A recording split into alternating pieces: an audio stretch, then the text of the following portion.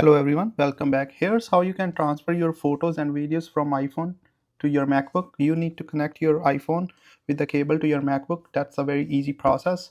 So I assumed you already did that, and then once you do it, click on Finder, then click on your iPhone, make sure it's connected. As you can see, mine is connected. Then search Share using Spotlight, or you can search this image capture app. Once you see it, click on it. Once you see it, you will see all your photos. Let me make it bigger so you can see it. You will see all the images and video. You can filter by size if you are running out of space, so that way you can import all the heavy videos or photos.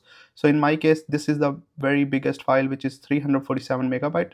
So you can select all of them, which I'm not going to do it. Then you click on download all. It will basically download all the files to your computer locally. So let's say I want to download this file. This is the biggest one. Then I will search import to. I already created a folder called image iPhone images. So I will click on download, but it start importing the heavy video which has bigger size in my photos. It will start importing to that folder. So once it start importing, you can go to Finder again, and this is the folder iPhone images. As you can see, it's here. So what you can do, you can delete from your iPhone storage, so it will not take more space, and you already have a copy of the video. So in that way you can save some space. It's an ideal case if you are going to select all your photos or video, because in that way it might be have, let's say I want to click download all.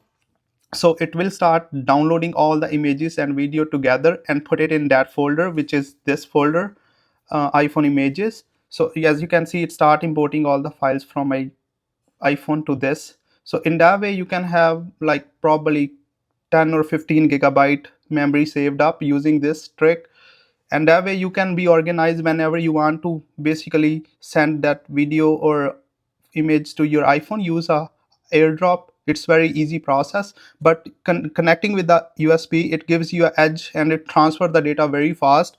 So that way you are being organized and you have a copy of your photos and videos. Thank you for watching. If you find this useful, please like and subscribe my channel. I will be posting more.